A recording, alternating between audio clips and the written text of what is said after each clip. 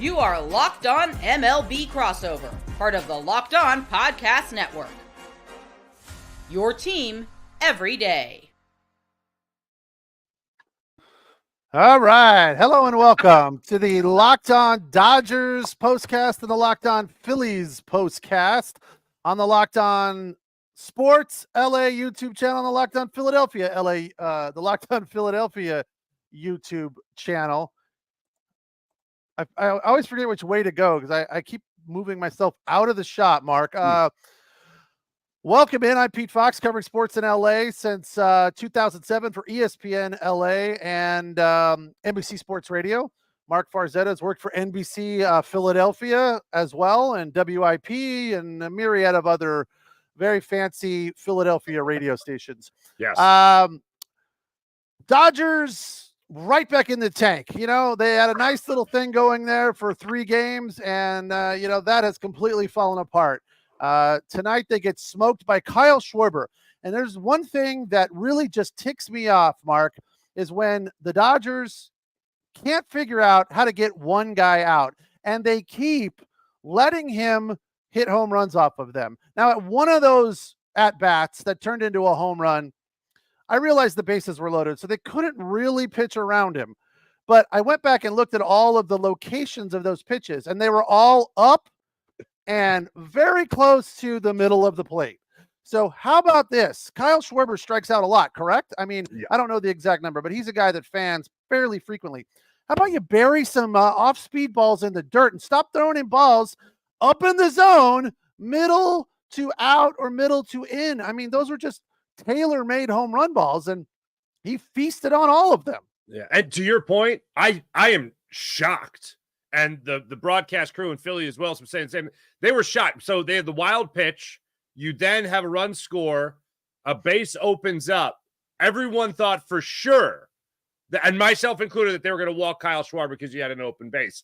I guess that's right. I guess they didn't want to. Yeah, I guess they didn't want to face Trey Turner either. But Trey Turner didn't have 2 home runs or a home run earlier in the ballgame. So for me, at the end, that made 0 sense that they didn't just. If I'm the Dodgers, I'm walking Kyle Schwarber at that point. Or at the very minimum, you do one of those intentional walks. You don't give him anything to hit. I honestly feel like the Dodgers don't pay attention to at-bats earlier in the game. Like, they're all about analytics, unless it's that game. I don't feel like they pay attention. Like, are you guys not seeing that Kyle Schwarber is locked in tonight? Like, what are you doing? And then the other thing that tonight really just was, another air out of the balloon kind of a thing. They had the lead. It was 4-1. Now, granted, all of that was based on Freddie Freeman, but, they went completely flat in the 5th inning after giving up the 2 runs that made it 4-3. They come out and they have an 8-pitch inning. I mean, that's just unacceptable. You got to go out there and work to get back into the game, make that other pitcher work, and don't give him an easy out with 8 pitches. That's just ridiculous. Mm-hmm. I was very surprised. A couple of things. One was talking about mistakes, talking about focus and all that stuff. The Phillies were not a focused baseball team in the early goings of this game, and I thought the Phillies were headed down a horrible path after you had the leadoff home run for the 2nd time in a row while facing Gavin Stone. The same thing happened in that, I think it was the 2nd game of the series against the Dodgers here in Philadelphia. Kyle Schwarber took him deep in his first at bat of the game. Did the same thing in this one. You're feeling pretty good. And then all of a sudden the Phillies start making mistakes in the bottom of the 1st inning. They add to it in the 2nd, add to it in the 5th. And you're just waiting for that moment where things are going to turn the tide a little bit in the Phillies' favor. As a Phillies fan, you're looking for that. And it was a weird thing. And I know the phrase gets used a lot. You never root for injury. And I'm certainly not one that's rooting for injury, especially not a Philadelphia Philly, even though he's new to the pack here. When you talk about Austin Hayes being added at the trade deadline from the Baltimore Orioles, but he is not an everyday player. And I know Dave Dombrowski said at the trade deadline that they think of him as an everyday player, that he can hit lefties and righties. Look at his career. He can't. He hits lefties, and that's where it stops. And the Phillies are trying to force this square peg in a round hole right now and keep Johan Rojas on the bench. The entire tide of the game changed when Johan Rojas went in after Austin Hayes experienced tightness in his leg running down the first base line.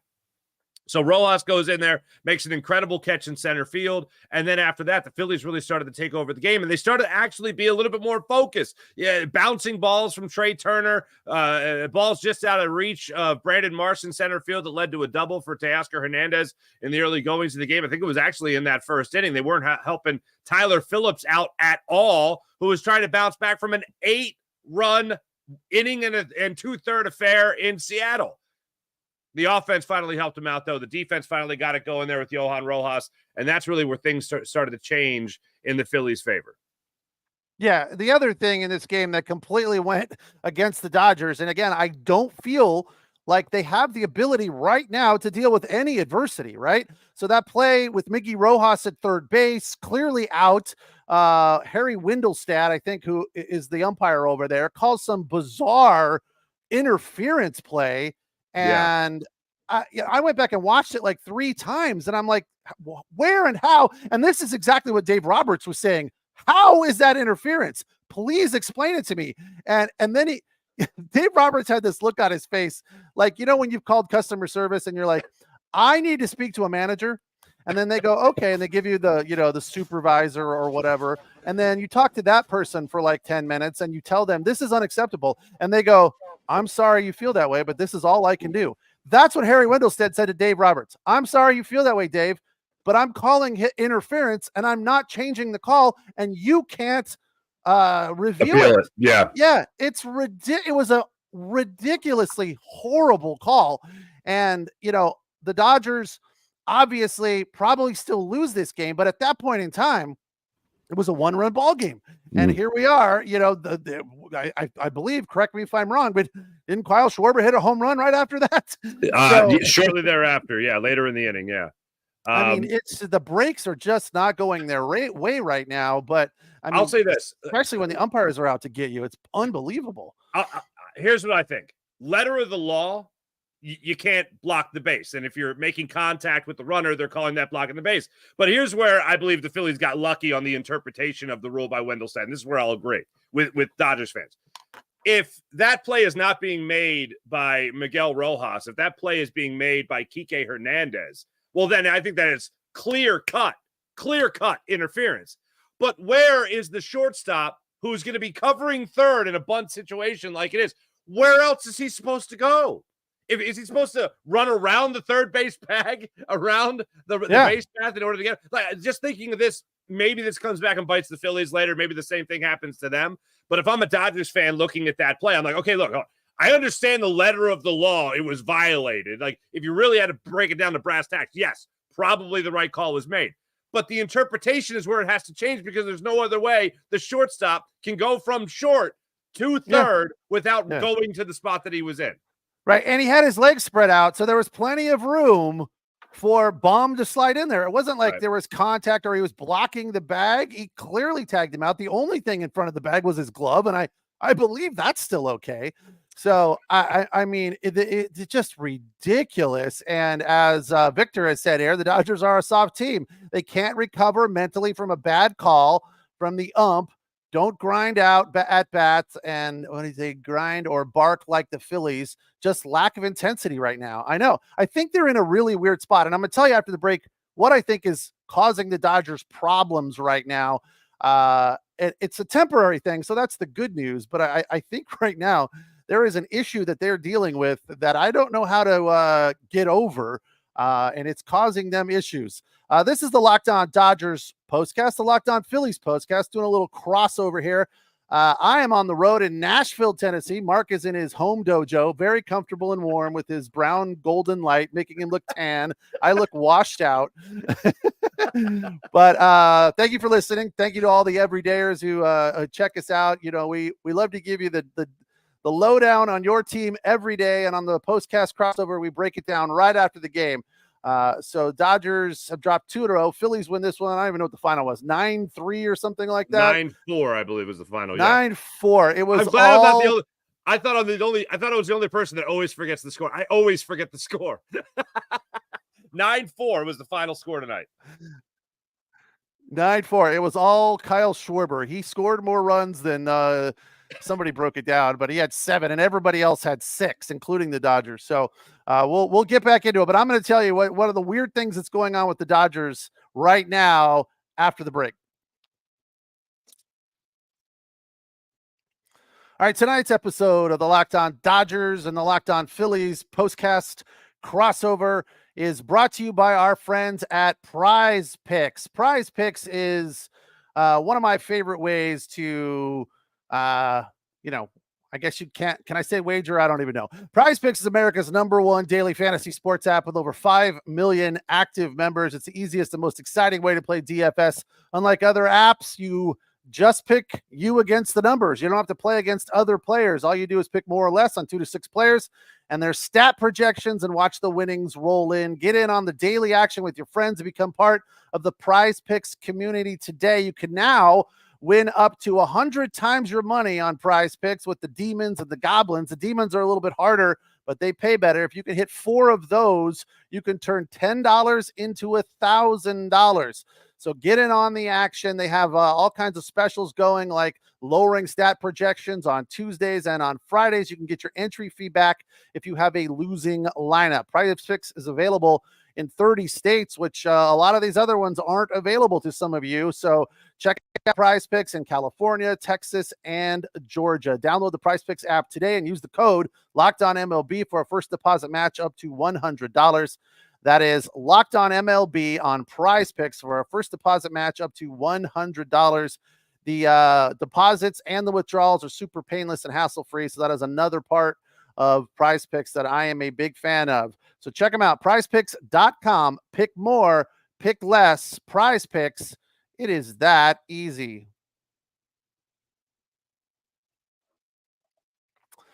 Dodgers fall, drop back-to-back games. Phillies with this series 9-4 the final, and the Padres won. Diamondbacks won, which means the Dodgers now have just a 3-game lead in the West. I hope that feels good for them because it doesn't feel good for me. And here's what I think is going on right now, Mark. It's kind of a weird thing. It's a bad problem, but it's also got there's a little bit of goodness in there. You just got to dig for it. The Dodgers are in a weird transition right now. All these guys were injured, and they're little by little coming back to the team. So they're having a tough time kind of integrating them, I think. Like Freddie Freeman wasn't injured. He was dealing with the family issue, only missed 8 games. And I feel like he's picked up right where he left off. But Miggy Rojas comes back. And again, I'm not putting any of this on Miggy Rojas with that play at third base. I thought he did exactly what he should have done. It was a really nice play, as a matter of fact. But they're getting pitchers back. They're still trying to set the starting rotation. There's just a lot of flux right now with this team. And as some of our viewers in the comments have said, it doesn't feel like the Dodgers have an ability to, roll with this transition that they're in right now. And all I think you can do is, kind of keep your head down and grind through it and hope for the best, because it's a weird time. And obviously it's not going to get better right away. Mookie is, I think, they said next week probably on the road trip. And Max Muncy is right around the corner. So there's still going to be more, uncertainty and flux about getting rhythm and getting unity. And I just hope they can find that rhythm and unity before the end of the season, hopefully with like 20 games to go. It's just a weird spot to be in. Yeah, it looked to me, just when they were talking about Mookie tonight coming back in the very near future, the Dodgers could be in one of those lulls that teams go through before a superstar comes back, where they're almost tired of hanging on, for lack of a better term, or lack of a better way to describe it. Like, they're tired of being of putting the pedal to the metal the entire time, knowing who they're trying to make up for. And the Phillies obviously are a team that the Dodgers have struggled against this year. And if this is something you're telling me that the Dodgers do against other teams as well, where they just kind of they hit that coast button as opposed to really trying to go into overdrive when they need to go into overdrive, and they have a couple bad things don't go their way, like the call at third base tonight, like a miraculous catch by Johan Rojas in center field in the third inning, I believe it was tonight. They can't bounce back from it, and they can't find a way to fight. The Phillies, even when they were dominating as the #1 team in baseball, which, by the way, they regained that top spot again tonight after the Cleveland Guardians lost. And also in the division, the Braves lost as well, so the Phillies pick up a game there also. But the Phillies have had an ability this year to fight their way back in games where you feel like they're never out of it. Now, over the last 3 weeks, 4 weeks, you have felt certainly that the Phillies have been out of it. But in terms of how they started the season, they were never out of a game. You're starting to get that feeling again as a Phillies fan, especially if Kyle Schwarber is going to go out there and start hitting bombs. I mean, this is a guy that, myself included, was expecting at the very least 45 home runs from Kyle Schwarber. Going into tonight, he was on pace for only 34 home runs. How dare he? He missed some time in June with an injury. Still, oddly enough, I believe his best homer month of the season is April, where he hit 7 home runs. And June is usually the month that he absolutely lights things on fire. So somebody tweeted me during the game, maybe August is the new June for Schwarber. And one thing I will say for you, because I know it was one of your big points about not being able to pitch to Kyle Schwarber, this is one of the most difficult things that I do when I look at an athlete, especially an opposing athlete, whether it's Shohei Ohtani on more nights than the last 2, where he's 0 for his last 9, I believe. A guy like Freddie Freeman, especially when he was with the Braves, sometimes it doesn't matter. And they pitched Kyle Schwarber differently in this regard. His first home run tonight was a sinker away, and he just put it to the opposite field, put it in the left field. The second pitch he hit was a changeup that he absolutely got every inch of, and he came around whipping the barrel of the bat through the strike zone to put it 424 feet, I think it was, into right field. Mm-hmm. The last pitch he hit, I think it was a slider. Maybe it was a cutter. There was a cutter, 1-1 cutter that was up in the zone, similar to how you described. Then he put that one to center field. All those pitches are different pitches that he was able to hit. But they were all in the same place. They were all in the same place. Yeah, they're different pitches, and I give them a little bit of credit for trying to mix it up, but the location wasn't. I don't know. You're right. You don't pitch to them. You don't pitch to them. What are they doing?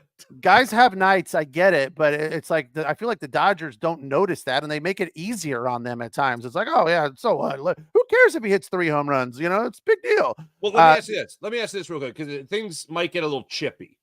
And Grove came into the game in the 8th inning, and he plunked Nick Castellanos up and in. And it was the type of thing where you just watch it. And I try not to look for this, but if it's kind of obvious, it was kind of obvious. And Nick Castellanos looked at Grove and was just like, what the hell was that, man? Like, why would you even come up and in? And he hit him up and in, like he was headhunting, more or less. Then in the next inning, you see Strom goes up there. The bottom of the 8th inning, Strom goes up there, and he ends up hitting Lux with 2 outs already in the inning. I have no doubt in my mind that was intentional. That was retribution for Nick Castellanos getting hit in the bottom half of the 7th inning. So I don't know if that's something that Grove does. I don't know if that's something that could, if you're a Dodgers fan, you're looking for life. If you're looking for maybe a playoff meeting between the Phillies later on, this carries over into it for a little chippiness. I know we've had that in the past with the Phillies and the Dodgers. I'd love to see it in the postseason, but at least that was a sign of somebody, I guess, trying to get something going for the Dodgers. Sure, it is something, a little bit of life, a little bit of fight. Nando says that Castellanos had the whole Dodger clubhouse scared. Yeah, I'm not a big Castellanos fan. He, as I have put it before, seems like a bit of a pill. And that's from a fan's perspective and from a media perspective. I've been in the clubhouse with him, and he's just difficult. Like, I don't doesn't want to talk, it doesn't seem like he's having fun. Like, this is more than just a job for him. It feels like it's a job digging ditches. So I don't know why he's such a disgruntled human being, but he is. So I get what Nando's saying there. I don't know that I agree with Charles here. What are your thoughts? This is just not a good team. I don't care about the injuries. I think that's a little bit of recency bias. We're obviously licking our wounds right now and still trying to get healthy, still trying to find the way, find some life, find some energy. The inconsistency really bounces back and forth between the pitching and the offense. And tonight, again, I can't remember, even though it probably was just 2 or 3 days ago, the last time a Dodger starter worked into the 6th. It's like 4 2/3 all the time now, which is overstressing the bullpen. And that's been an issue that we've talked a lot about here. But Joe Kelly today was a freaking gas can. He comes in and he gives up a double to Bohm, and then 2 fielder's choices produce a run, then a walk, then another walk, then a wild pitch, then the 3-run bomb to Schwarber. I mean, 3 runs on 1 hit. I mean, like, and then the other thing that I think got thrown aside because at that point Dave Roberts was gone is, why don't you go get him at that point? Like, why do they leave him out there? I just, to me, the pitching decisions as to when they're pulling people and leaving people in the game are still head scratching night after night after night. And it's either one or the other, Mark. I feel like the offense puts too much pressure on the pitching staff, or the pitching staff makes the offense work too hard. And there seems to be no unity right now. I say this with zero arrogance. All right. I think I'm the worst person to ask this question because the Phillies lost 1 game to the Dodgers this year. And it might change in the postseason, but I certainly have not seen the best version of the Dodgers taking on the Philadelphia Phillies. But I will say, and I always say this, the Phillies have gone through this slump, and quite frankly, I still don't believe that they're out of it yet. I got to be convinced that they're out of it. They got a huge series coming up here, 4 games going into Arizona. But when it comes to a team that is scratching and clawing to get out of a slump, they need to find that brand of consistency. And I have said all along, the Phillies struggle. They're a better team that we're seeing right now. There's a better brand of baseball in this team. And if you're a Dodgers fan, I certainly believe there is a better brand of baseball in the Dodgers when Mookie Betts comes back, when Clayton Kershaw works out the kinks and all that stuff. I believe there's a better brand of baseball from the Dodgers in the final 2 months of the season. I do too. I feel like there is going to be a different energy, a different focus, a different attack because they know it means more. And I kind of feel like right now, I don't think they care as much, or they don't feel like it means as much, even though that lead is dwindling night after night after night. And they have to be aware of that, and they have to be concerned about that. And I know that they're out there doing everything they can, but there needs to be some, come to Jesus moment without a doubt. Let's take the final break. When we come back, I can tell you one more thing that I thought was really interesting about, we haven't talked a whole lot about Gavin Stone's night. I thought it was pretty good early on. But like when you look at the numbers, it was kind of ugly, but there was one stat that kind of stood out to me, which I'll run by you, that kind of kept Gavin Stone afloat tonight, because the rest of the numbers were really pretty ugly. And quite honestly, the fact that he made it through 4 2/3 was quite surprising. It's the Locked On Dodgers postcast, the Locked On Phillies postcast on the Locked On Sports LA YouTube channel and the Locked On Philly YouTube channel. You can also download the podcast wherever you get your podcasts on the Locked On Dodgers podcast feed and the Locked On Phillies podcast feed. Our final break, and we'll come back and wrap it up. 9-4 the final as the Phils take 2 of 3 in LA. And right now, I got to tell you about Liquid IV. When you're talking about America's pastime, don't forget to hydrate with Liquid IV's Popsicle Firecracker flavor, a surefire summer hit. Oh, you'll enjoy every ounce of it. You can get your hydration, you can get your electrolytes, your electrolytes, your essential vitamins, and clinically tested nutrients from the #1 powdered hydration brand in America. Because baseball and summer go together like Liquid IV and indulgent hydration. Scientifically formulated to quickly replenish electrolytes and fluids lost from sweat or exercise. 3 times the electrolytes of the leading sports drink, plus 8 vitamins and nutrients, all in a single stick of Liquid IV. 1 stick of Liquid IV in 16 ounces of water. I stressed water, not water for the Philly people. Provides superior hydration than water alone. There you go. No more thirsty summers with the indulgent hydration from Liquid IV. Get 20% off your first order of Liquid IV when you go to liquidiv.com and use promo code MLB at checkout. That's promo code MLB at checkout. Personally, I love Liquid IV. It's been a heat wave in Philadelphia. You're getting a little bit of a break in the weather there. A lot of rain up and down the East Coast. Hope everybody stays safe, but doing a lot of landscaping in the yard throughout this summer. I've been chugging Liquid IV, and that helps me get going and keep going once I'm out in the yard doing the work like a good suburban dad that I am now. That's 20% off your first order when you shop Better Hydration today using promo code MLB at liquidiv.com. That's liquidiv.com.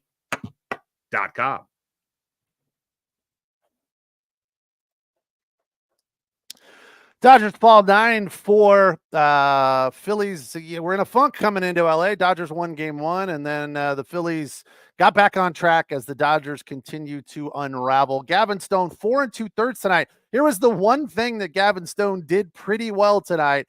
His ground balls versus fly balls. He had 7 ground balls versus, more balls on the ground than in the air. So he was keeping it down for the most part. But his first pitch strikes 8 of 20. That's just not cutting it. That's not good enough. Excuse me. So you talk now. Yeah, I'll tell you right now. I mean, you talk about starting pitching, and I love that you brought it up because I felt really bad for Tyler Phillips tonight, who went up against Stone. When it came to Tyler Phillips, you have to take this into consideration. Ranger Suarez is going to be back before a lot of the Phillies fans know it, before a lot of us know it. You have Spencer Turnbull's going to be back and vying for a spot in the rotation. Taijuan Walker could be back as soon as Tuesday. This might have been one of the last chances for Tyler Phillips to prove that he is a major league pitcher. 2 things. One, yes, it most likely was his last chance. The other thing is you have to look at this Phillies ball club right now and say, what the heck were you doing in the first 2 innings of this game? Providing no defense whatsoever for this young man who is getting one hell of an opportunity right now, and he's going out there for the most part, other than his start against the Seattle Mariners, which he was coming off a complete game shutout, so you kind of expect some struggles in that game. And they give him virtually no defense to start things out in the game. Again, one of his last chances he could be getting before he even goes back down to the minors. And it really felt like defensively they were wasting it. But to talk about the adversity that you mentioned earlier, Tyler Phillips showed me he can handle that adversity. He came back in this game and kept on scratching, kept on clawing. First off, pitched well after the awful start in Seattle. And then no matter what was going on behind him by his defense, he was making sure he continued to do his job. And he did a hell of a job against Shohei Ohtani tonight specifically. So that's what I love from the Phillies starting pitch tonight. And Stone, as you were saying there, Pete, wasn't too bad either in his start. Yeah, it wasn't terrible, but, it was kind of that bend break. He did just enough to get through there, but it started good. And I think it's another problem the Dodgers are dealing with right now. They can't get through the second time through the lineup. The first inning, everything, the first couple innings, everything seems to go okay. But then the second time through the lineup, everyone's got them figured out. So that to me is about strategy, I think, a little bit, because the stuff doesn't really change all that much. It's just the hitters have a better idea what they're looking at, So 4 2/3 today. Gives up 3 runs on 6 hits, 2 strikeouts, but just 1 walk. Vesia gave up 2 runs over just a third of an inning. Joe Kelly, as we talked, was a disaster, but Michael Kopech came in and again has been lights out. This guy is a welcome addition to the Dodger bullpen. 1 inning, 18 pitches, 1 strikeout, the rest zeros. And then Michael Grove, just returning from the IL, 1 run on 2 hits, 1 K, 1 walk. So he's still probably trying to, find his footing and so forth and get comfortable back out there on the field. But this is an interesting thing, and I'm glad I'm not alone here. This is from Los Dodgers World Series champs. Hey, Locked On Dodgers. Hey, Jeff, that's the Locked On Dodgers host. There is a possibility that this isn't all caps, by the way. There is a possibility the Dodgers could mathematically miss the postseason. Are we still not panicking? Thank you, Los Dodgers WS champs, because I tell you, I'm panicking a little bit. I'm a little worried. I'm trying to be confident that, as you pointed out, Mark, they'll find a different momentum, a different energy as the season closes down, as they come to the end of the regular season, especially if they're not in first place. But the way they're playing right now, compared to the way the Padres and the Diamondbacks are playing, and the Dodgers have not had luck against either one of those teams this year, I don't know where anybody can have any confidence about this team. Yeah, they played well back in May, right? But it's not May anymore. So there, to me, like it. Let me ask you this question. What would be your initial reaction if you learned in a month and a half the Dodgers did not make the playoffs this year? Like how big a surprise would that be?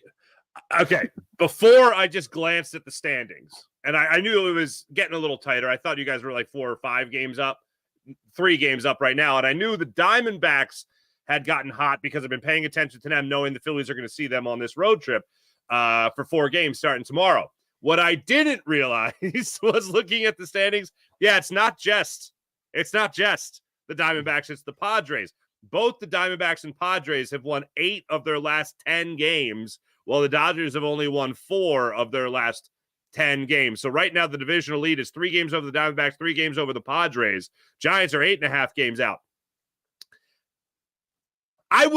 Look, you're getting Mookie Betts back. You just got Clayton Kershaw back.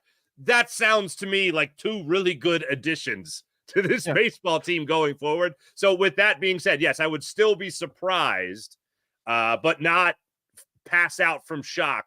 But I'd still be surprised if the Dodgers missed the playoffs and didn't play better baseball in the final 2 months. Yeah, Yamamoto is obviously a huge piece that they need to get back on the mound in the starting rotation. And I apologized, I think, a few times. If I haven't, I need to apologize more for being a little hard on Yamamoto early in the season. Like I'm hard on Ohtani right now. And I think a lot of it has to do with the expectations being so high and the salary, of course. Yeah. And I know that's not fair, but Yamamoto was really, really good. And I didn't know how good until he was gone. It's like, you don't know what you got until it's gone kind of a thing. So can't wait to get him back in the rotation as well. Mookie Betts and Max Muncy will be a welcome addition to the lineup. And then hopefully they can start to gel the way they were, get back to the rhythm that they were playing with in the early part of the season. Find some momentum because they don't have any right now. And they've been really, really bad on the road. They did win their last series on the road, but that was against the A's. So anytime they play anybody good on the road, it's just been ugly of late. So that's another part of me that is really scared for this Dodger team because they're terrible on the road. And now they're not playing well at home. Pirates coming in for the weekend. They're a pretty good team, I think. So this will be another measuring stick for where they are right now. Interesting thing about the Dodgers series. One of the concerns I did have going into this series was I knew the Dodgers had just won that series. You face a worse team. You have kind of a get right series. That's what I thought it would be for the Dodgers. The Yankees had a get right series, but it wasn't against a team nearly as bad as the A's. It was a team against it was a team in the Boston Red Sox. They won that series after just being horrible for about a month and a half. Then they go into Philadelphia and absolutely put the Phillies over their knee in that series. So I was a little worried that the Dodgers might have got back on the right track like the Yankees did. The Phillies were able to find some kryptonite for the final 2 games, fortunately for Philadelphia. Well, Mark, it's been fun, and I don't believe we'll get to do it again this year unless we have some playoff matchups. So we'll see how that goes. But thank you, buddy. I appreciate it. It's always a blast to beat it up a little bit here after the game. Even if the Dodgers have lost, you are a sensitive soul, and you don't you don't bring the heat and kick me when I'm down, because right now it's I'm down. Like, we're all down. This is not a good spot for the Dodgers right now. The off day is welcome.